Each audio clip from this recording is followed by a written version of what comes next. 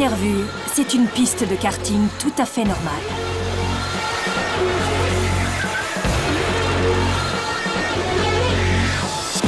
Terrain idéal des fans de sensations fortes. Et si on vous disait que ces bolides ne produisent pas 1 gramme de pollution?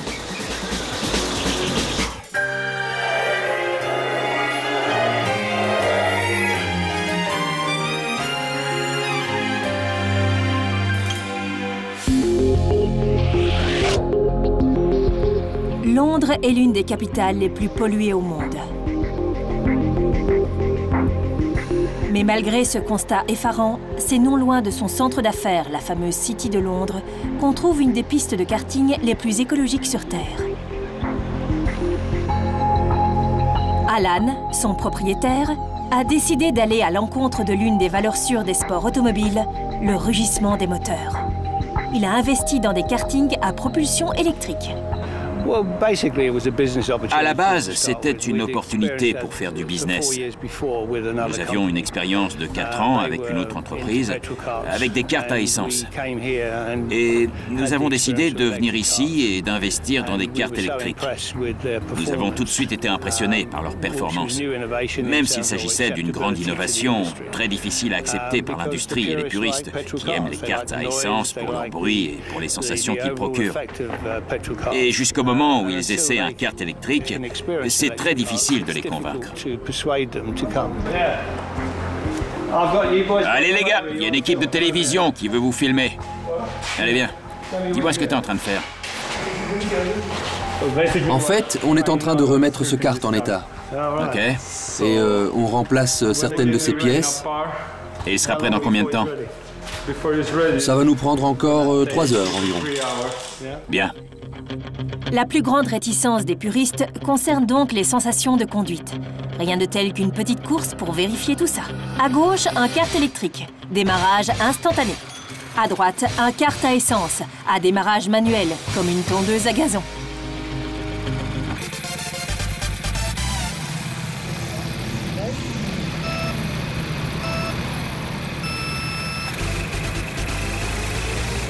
Le kart électrique prend immédiatement la tête, grâce à son moteur très souple, même à basse vitesse.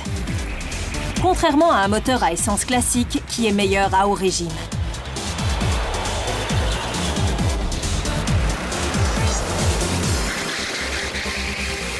Même constat en sortie de virage. Le kart électrique est beaucoup plus rapide et a déjà plusieurs longueurs d'avance sur son adversaire, qui arrive néanmoins à récupérer un peu de son retard dans la dernière ligne droite avant l'arrivée.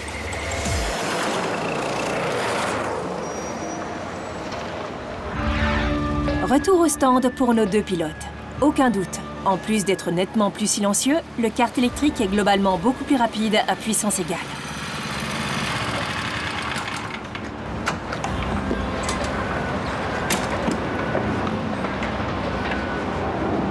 Mais qu'en est-il des fameuses sensations de conduite?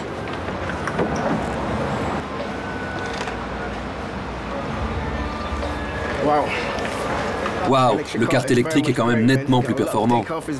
Il a un démarrage fulgurant, il est beaucoup plus rapide dans les virages, il sort beaucoup plus vite que ton kart. Oui, mais en ligne droite, mon kart est quand même nettement plus rapide que le tien, et puis son bruit est beaucoup plus agréable. Hein? Oui, je sais, mais bon, c'est de la pollution sonore et tout, si tu vois ce que je veux dire. Et puis de toute façon, le kart électrique est plus souple, dans les virages par exemple. Le seul vrai risque, c'est de partir en tonneau, parce qu'il pèse quand même 250 kg. En plus de la vitesse de pointe, qui est moins élevée. Le pilotage de ce genre d'engin n'est pas la chose la plus délicate. Alan a dû concevoir et mettre en place une stratégie originale pour gérer efficacement les nouvelles contraintes techniques imposées par les karts électriques.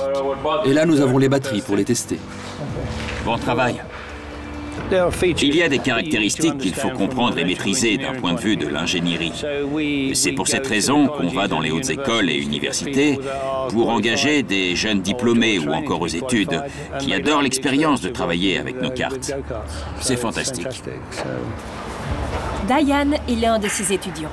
Il est en dernière année d'ingénieur électromécanicien à l'université Brunel de Londres. Et il réalise justement un mémoire sur les kartings électriques. Donc ceci est un kart électrique. Et comme vous le voyez, il est actuellement en charge. Je vais en profiter pour vous expliquer comment ça marche. Tout d'abord, nous avons 2 batteries de chaque côté. Donc au total, ça nous en fait 4. Chaque batterie a 12 volts, pour un total donc de 48 volts, ce qui constitue l'énergie fournie par les batteries au moteur électrique, via ce boîtier de contrôle. C'est lui qui gère toute l'énergie qui alimente le moteur. Ce moteur-ci a une puissance de 26 chevaux et permet d'atteindre une vitesse maximale d'environ 80 km/h. Pour son mémoire de fin d'études, Dayan s'intéresse à la gestion technique des circuits de kart électriques. Il réfléchit notamment à la meilleure façon d'utiliser les batteries. L'objectif est qu'il y ait toujours un maximum de karts sur la piste. Mais il faut éviter de trop solliciter les batteries pour qu'elles maintiennent de bonnes performances et une longue durée de vie.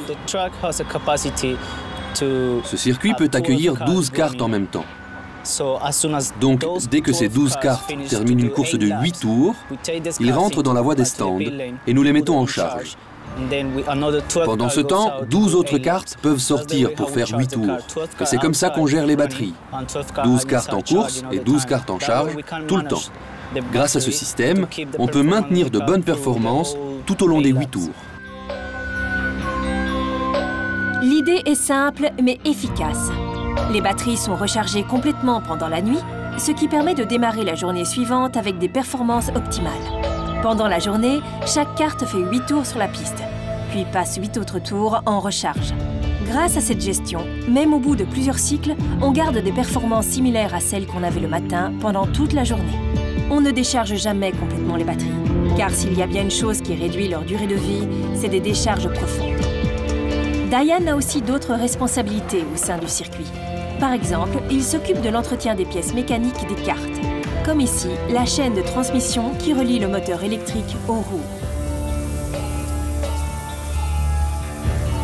Dans la partie avant des karts, il vérifie aussi le bon état du système de freinage, point essentiel pour garantir la sécurité des pilotes, et le bon fonctionnement de l'accélérateur pour garantir cette fois des bonnes sensations aux utilisateurs. Les batteries de nos cartes électriques sont actuellement rechargées via un fournisseur d'électricité tout à fait traditionnel. Cela nous permet déjà de réduire nos émissions de CO2 de 25% par rapport aux cartes à essence. La technologie ne s'arrête pas d'évoluer. Et même si nous avons déjà beaucoup d'avantages en termes de coûts de fonctionnement, d'efficacité énergétique et de pollution, nous pensons tôt ou tard investir dans des batteries plus modernes au lithium. Mais le plus important pour nous, c'est de nous procurer de l'énergie à bas prix. Et c'est pour cette raison que nous envisageons de construire un dôme photovoltaïque sur notre circuit. Nous avons mené l'enquête et ce serait tout à fait rentable à moyen terme. Nous pourrions ainsi profiter de notre propre énergie, la créer nous-mêmes et en même temps la partager avec la communauté.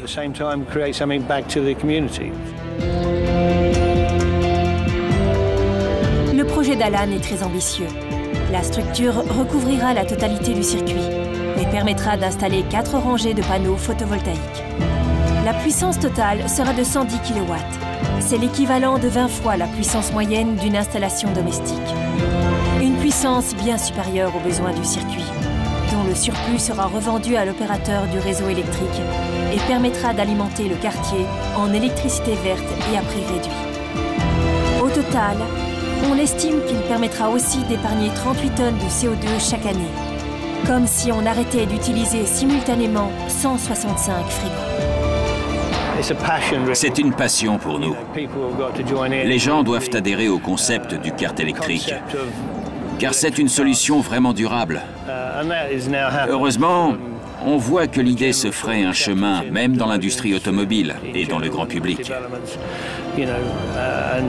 Et Dieu merci, cela s'est également transformé en business.